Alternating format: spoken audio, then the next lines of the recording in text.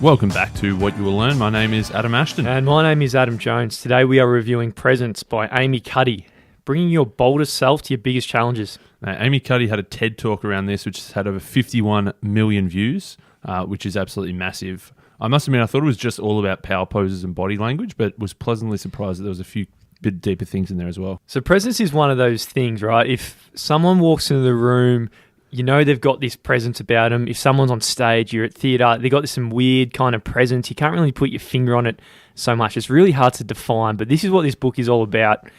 I mean, presence is one of those things that can help you out a hell of a lot, right? So whether you're speaking to 2 people or 5,000, you might have a job interview, you might be negotiating a raise, you might be pitching a business idea or anything like that. But if you can bring some presence to the table, you're much more likely to get the job done. Yeah, it's hard to probably define it in words, but you can feel it within yourself when you have presence, and probably even more obviously when you don't have presence. It's when you're not really there, when you're not giving at your fullest, is when you don't have presence. And the opposite of that is really just believing in yourself, trusting your story, being real and honest with your feelings, your values, abilities, and really just giving any challenging opportunity, any challenging moment your best self. She quotes Alan Watts here from the book The Wisdom of Insecurity, which I think we're going to do at some stage. But Alan says, to understand music, you must listen to it. But so as long as you're thinking, I'm listening to music, you're not actually listening. Ooh. It's a good one, man. So it's like presence. If you're in this job interview and you want presence, if you're thinking I'm in the job interview, it's a bit of a paradox there because you can't be actually present in that moment because you're thinking that you're in the job interview, and then you actually lose all your presence because you're not in the moment. Yeah, that was a bit that I missed in terms of hearing about this book secondhand, and that if you're in a job interview and all you're thinking is, oh man, I'm in this job interview, I need to make a really good impression here. Oh, what did that person just think of what I said? What am I going to say next? You're not present at all. That internal monologue is really detracting from what you can do. You probably walk out of there thinking, I really didn't give it my best. Compared to if you're confident, calm, relaxed, you can really be your truest, sharpest, boldest self in that job interview. So she's got a story here where about investors who are measuring entrepreneurs on pitch nights, right? So the entrepreneurs who go there, they've got their idea, they want to pitch it and convince investors to go and invest in whatever their idea is. And what the investors thought were the elements of presence, according to them, are things like confidence, comfort, and passionate enthusiasm. So it's not just about the idea, it's about all these other things that are warped around this idea of presence also. Yeah, what they found was that the businesses that got the money invested into them, which is obviously, I guess it's a pretty good study because it's someone literally giving money to invest into something. It's not just someone doing a survey. They found that it wasn't really as much to do with the idea as it was to do with the comfort, confidence, and what she calls self-assured enthusiasm. And it turns out that this self-assured enthusiasm is actually a pretty useful indicator or predictor of future success. Firstly, in the entrepreneurs themselves, because having that self-assured enthusiasm, it was a good indicator of things like drive, willingness to work hard, initiative, persistence over obstacles, enhanced mental activity, creativity, and the ability to identify good opportunities and original ideas. So this grounded enthusiasm it's really contagious. It's stimulating a high level of commitment. It's showing that they're really confident and passionate and all these kind of things. And why they probably intuitively and unconsciously value these things so much is because these things aren't easily faked. It's this confidence and self-assured enthusiasm that you could probably fake the numbers behind the business idea and all of that thing. So it's the unconscious picking up the things that are, most likely to get them the success. As we sort of touched on in our a couple of previous episodes, like the body language book, is that you can't really say one thing with your words and a different thing with your body. We unconsciously pick things like that up. That's why we can't really fake this confidence, comfort, enthusiasm, because it is obvious to the person watching that if you're telling a lie, really, then we can pick it up. Yeah, unconsciously, because when you're lying, you're really juggling multiple narratives. It's not really easy. So you got what you know to be true, what you want to be true, and then what you're presenting is true. And each belief and feeling are really in conflict with themselves and each other. So, consciously and unconsciously, when you're lying and you're talking shit, you're trying to manage all these 2 different stories, and it's really hard to come across as congruent in these situations. Yeah, so we've been talking about this specific situation of entrepreneurs pitching for investor money, but really this can be extrapolated to all different areas of life, because she says that the presence that you need to persuade a full room of investors to fund your project. It's actually the exact same presence that you need to convince yourself that it's okay to speak up in a meeting or to ask for a better salary or to demand more respectful treatment. All of these things boil down to the same thing, and that's this presence and this confidence within yourself. Yeah, to just broaden that definition of, the entrepreneurs trying to sell their idea. You're really, even in a job interview, you're selling yourself. When you're doing a presentation, you're selling an idea also. So whenever you're presenting something, you need this presence to improve the odds of getting the good outcomes. One of the things she highlights here that is really important when it comes to presence is the idea of power. When we have power, it obviously makes us feel good and we can be more present. And when we feel powerless, we're much less likely to be present. So when we're coming up to a big moment, you might be asking someone to go on a date. You might be raising your hand to ask a few questions from the audience or anything like that. But whenever you have these moments, you're going to be thinking or focusing on either one of two things, either the benefits of what you're doing or the costs of the action of looking like an idiot or anything like that. And when you focus on purely the benefits, you're likely to take the action. When you focus on, oh shit, I'm going to look silly or anything like that, you're obviously most likely not going to. So what she does in her definition is says, power is the thing that makes you approach and focus on the benefits, and powerlessness is the thing that makes you avoid these situations. Yeah, that's it. And that's why power is so important when it comes to presence. And she breaks down this power into two types of power, personal power and social power. So social power is the ability to exert dominance or the way that you can influence or control the behavior of others. Whereas personal power, that's sort of freedom from the dominance of others. So it's like taking control of your own inner resources, your skills and abilities, your deeply held values, your true personality, and your boldest self. And that personal power, while social power is sort of nice to have, personal power is absolutely essential. So she's got a story of like a young financier who's meant to be giving money to a whole bunch of CEOs. In that situation, the young financier's got a whole lot of social power because the CEOs really need his money. So he's got that part, but he's got zero personal power. And obviously that person's going to be feeling very awkward and it's not a really enviable situation. But quite interestingly, if you're the one who starts with a lot of personal power, the social power will actually just gravitate toward you without even trying. So personal power is the one we want and we're going to try and get through presence. Yeah, she says that all the social power in the world cannot compensate for the absence of personal power. And so the paradox of powerlessness, she says that powerlessness prevents presence. And one of the big reasons why is that feeling powerless really impairs our thoughts. So there was a couple of studies here. One study was called the Stroop test. And the Stroop test is where, like, say, you've got the word red, R-E-D, but it's written in blue ink. And so you have to say what is the color of the ink here, and because the word says red, your brain sort of gets tricked into thinking red, even though it's actually blue. So it's a cool test on things like lumosity, any brain training stuff. And they found that the people who felt powerless were far worse performers at this. When you felt power, then you could actually release your sort of cognitive abilities and perform better on simple tests like these.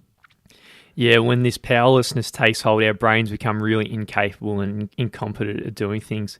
If your anxiety is rooted in the fear of making a bad impression especially, then the worst thing you can do is disable those faculties, which is, it's our worst nightmares.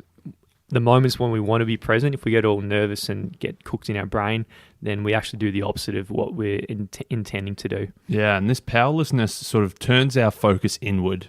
We become self-absorbed when we feel powerless. We're always thinking about what are other people thinking of us? What sort of impression are we putting out there? What are we doing right? What are we doing wrong? That internal monologue takes over and we become so self-absorbed. And sort of as this social animal, we're always conscious that people are looking at us and judging us, and we probably amplify the effect of that, though, in what's called a spotlight effect. So they did like a bit of a test. They had people who went into a lecture theatre with 300 people and they wore this like fluoro pink shirt, and people thought that 50% of people noticed them with this bright fluoro pink shirt. Turns out less than a third of people actually notice them with their fluoro pink shirt. So we think that people are judging us more than they actually are. So yeah, in that study, they were overestimating by a factor of 3. And yeah, so when you're powerless, then you think all eyes are on you much more than it is. So again, it probably has that negative feedback loop where you get more in on yourself and then you get more nervous and then you cook everything up even more. So on the flip side to all of this, there are benefits of feeling powerful. So it can protect us. It can be a buffer against all these negative emotions. It can incite action. So when you're feeling powerful, you're more likely to take action on things, and it can make those actions even more effective by being powerful. Nice. So that's sort of the importance of power and how power relates to presence. The next chapter is about how when we feel powerful and our mind expands, our body also expands and takes up more space. And of course, when we feel powerless, our mind shrinks, everything sort of contracts in, and our body physically shrinks as well. So if you had to have one takeaway from the book about what power really looks like, it's the open and expansive kind of body language. And it not just only happens in humans, but all kinds of animals like primates, dogs, cats, snakes, fishes, and so forth. So if you had to have the most stereotypical moment, it's like if you think about someone who is out there running a marathon, or when they finally finish the race and they come first, the most powerful posture is the chest out, the arms up, the chin lifted, the chest puffed it out, and so forth. And this is the most stereotypical version of powerfulness. So you want to be as close to that as possible. Yeah, it's really that triumph, that victory, that pride. We're really taking up physically as much space in the world as we can. And that's obviously when we're feeling powerful. It's also like when we walk. Generally, if you're feeling powerful, there's going to be more arm movement, longer strides. Again, that chest out, shoulders back. It's also in our voice as well, that when we're confident, our voice takes up more room, in that we project more, we speak slower, we don't mind leaving a few pauses in there, because the idea of speaking slowly and giving pauses, the fear is that somebody is going to take your moment, they're going to step over the top of you. But when you're feeling powerful, you don't mind, you know that people are going to listen, so you can give them a good delivery, slow pauses, and you don't care if people are going to interrupt you because you've got the power. That's it. That's a big takeaway. I've never really come across that in a book. It's about the voice.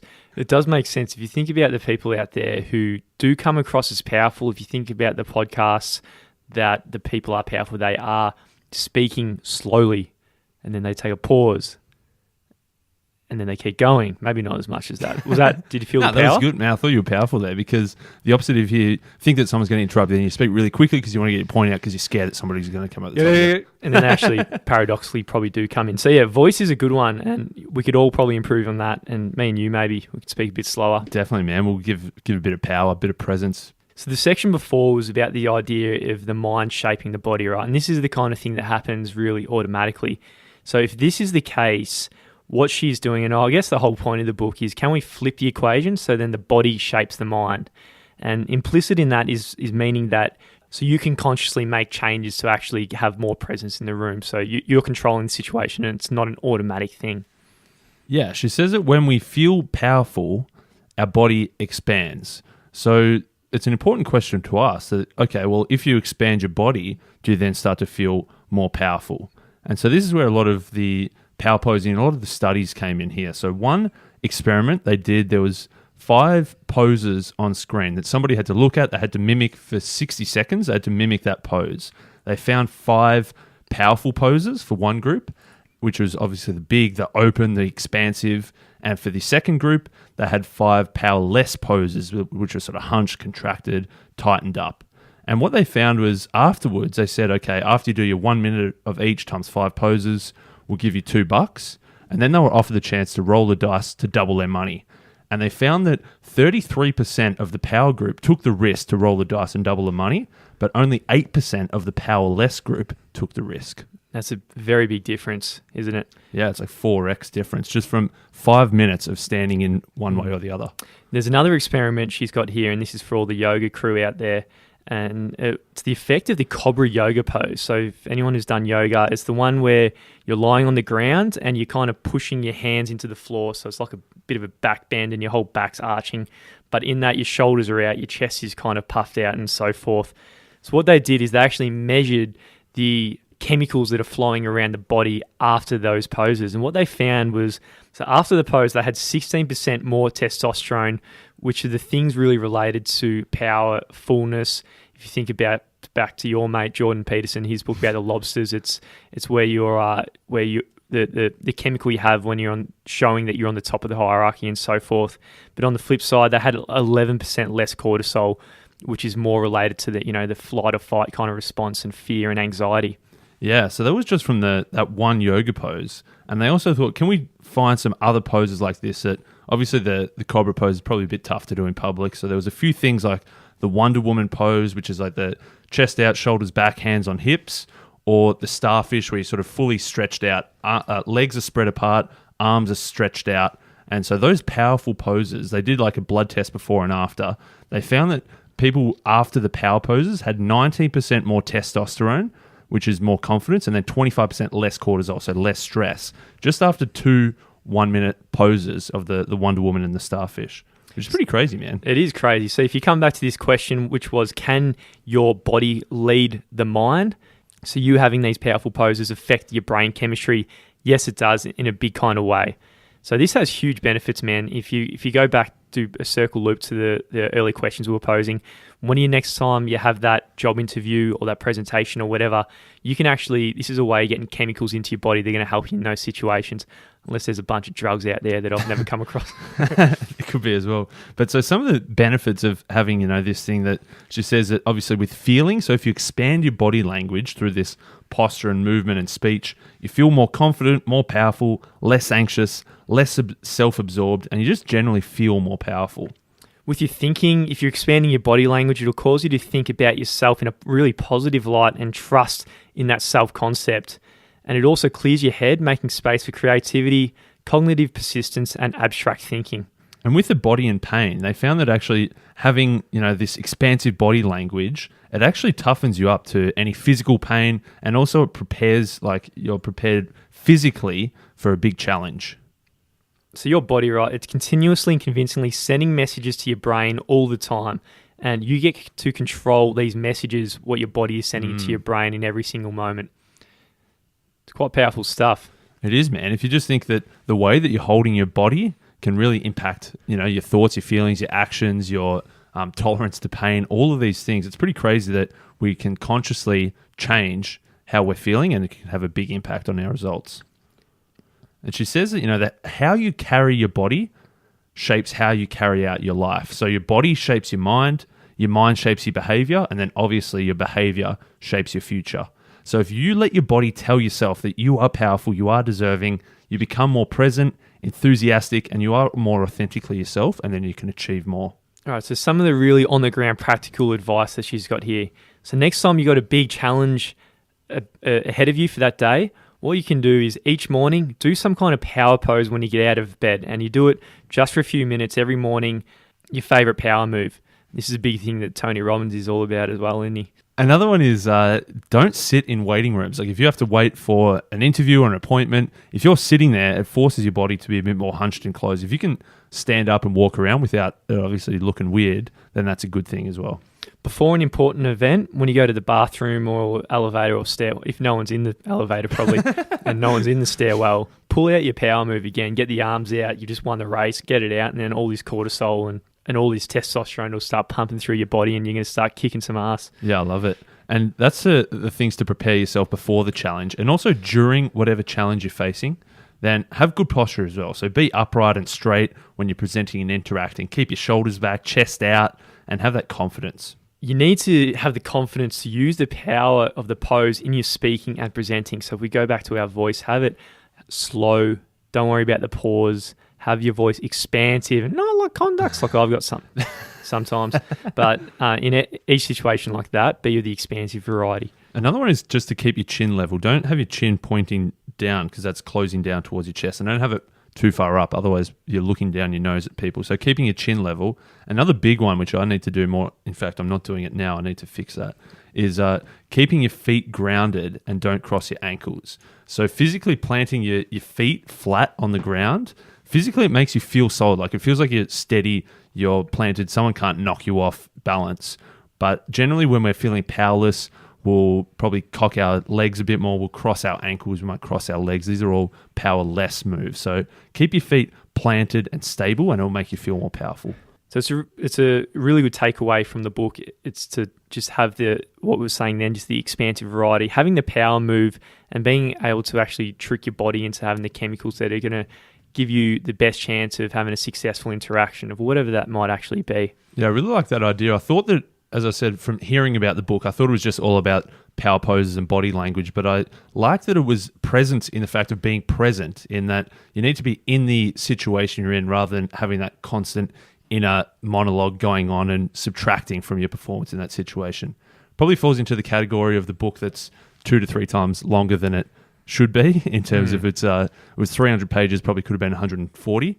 Yeah. But a few good takeaways in there for sure. Yeah, as we've said before, it was a 51 million views on the TED Talk. Publisher comes up with a big deal, says, give me a 300-page book. Yeah. She goes, I've only got 80 pages. And then the publisher just tells her to go out and just write 6 chapters, extra chapters anyway, that has nothing to do with anything.